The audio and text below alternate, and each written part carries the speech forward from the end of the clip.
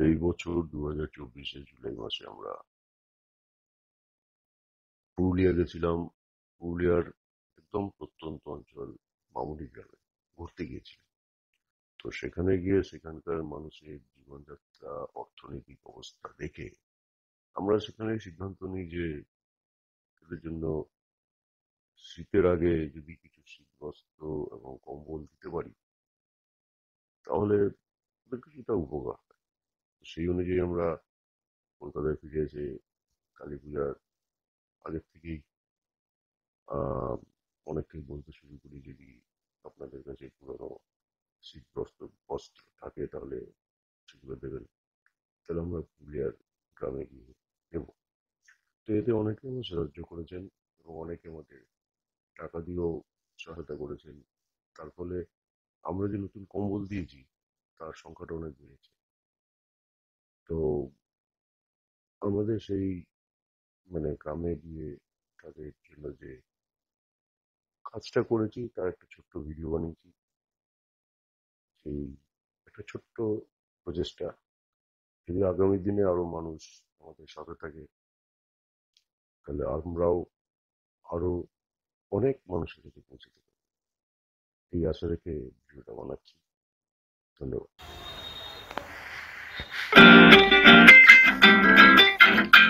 আমার মন বসে না শহরে, পাথরের নগরে, তাই তো আইলাম পাহাড়ে, তাই তো আইলাম পাহাড়ে।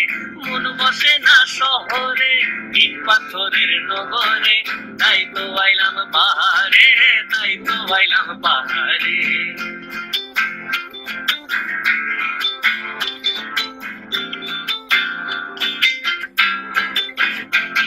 এই পাহাড়েতে আইসাই আমার মাতাল মাতাল লাগে, এই রূপ দেখিয়া মন ভিতরায় সুখের পক্ষী ডাকে। এই পাহাড়েতে আইসাই আমার মাতাল মাতাল লাগে, এই রূপ দেখিয়া মন ভিতরায় সুখের পক্ষী ডাকে। পারতাম যদি থাইকা যাইতে এই পাহাড়ের তরে, সবুজ বনে ঘুইরা কাটায় দিতাম জীবন। মামুডি গ্রামে আমরা 220 জনকে শীতবস্ত্র দিলাম এবং 70টি কম্বল আমরা এখানে পেয়েছি।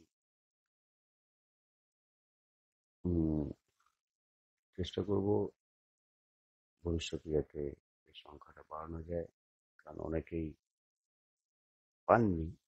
তো কথা দিয়েছি যে পরে সে আরেকবার আমরা দেওয়ার চেষ্টা করব। দেখা যাক।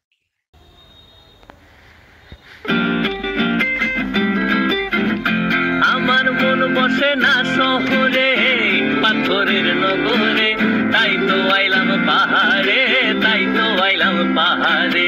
মন বসে না শহরে, ইট পাথরের নগরে, তাই তো আইলাম পাহাড়ে, তাই তো আইলাম পাহাড়ে।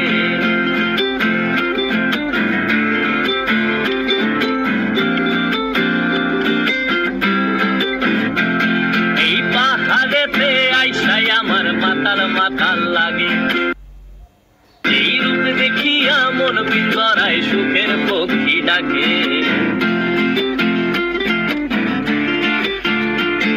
এই পাহাড়েতে আইসাই আমার মাতাল মাতাল লাগে, এই রূপ দেখিয়া মন ভিতরায় সুখের পক্ষী ডাকে। পারতাম যদি থাইকা যাইতে এই পাহাড়ের তরে, সবুজ বনে ঘুইরা কাটায় দিতাম জীবনটারে।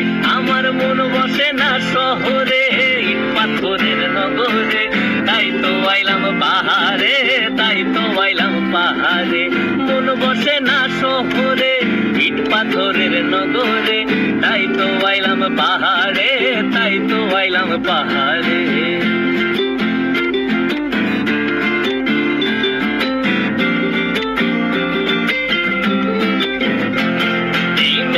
দেশে ভাষায় দেব মনের দুঃখ যত, আর ঝিরির জলে করব পূরণ হাজার শুকনো ক্ষত।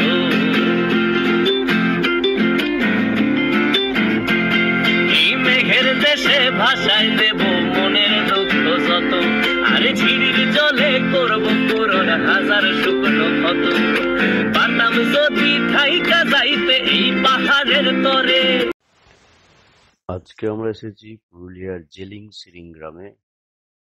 এখানে আমরা প্রায় 100 জন বাচ্চা, বয়স্ক সব মিলিয়ে 100 জনকে আমরা প্রায় 100 জনকে আমরা শীতবস্ত্র দিলাম।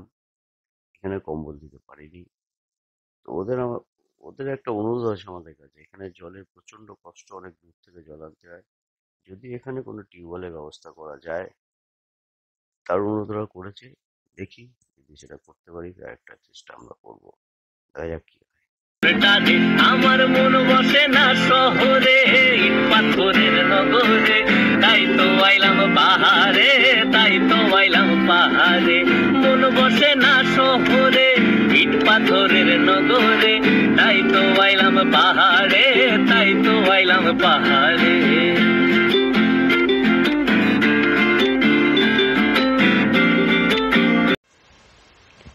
আজকে আমরা এসেছি পুরুলিয়ার কোটশিলার বড়ুয়া কোচা গ্রামে।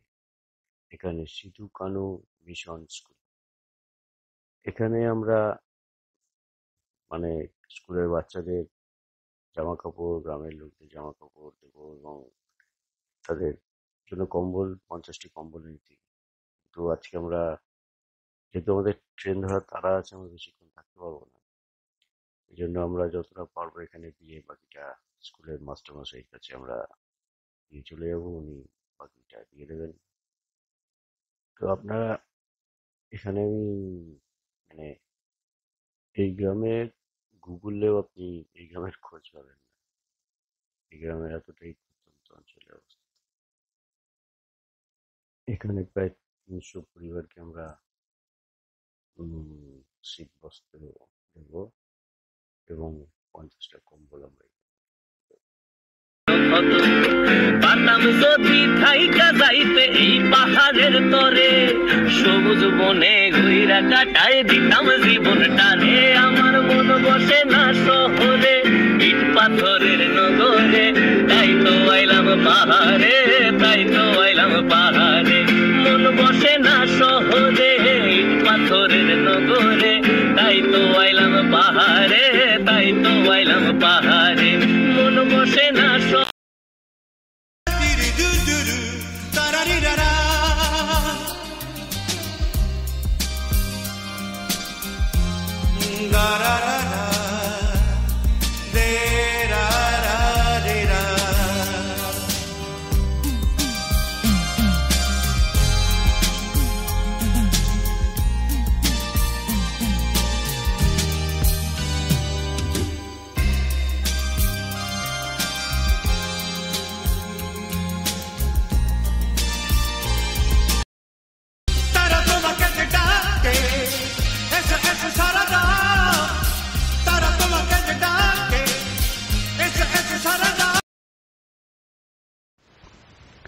ভিডিওটা শেষ করার আগে একটা কথাই বলতে চাই যে আমরা তো অনেক জায়গাতেই অনেক টাকা পয়সা খরচা করে ঘুরতে যাই।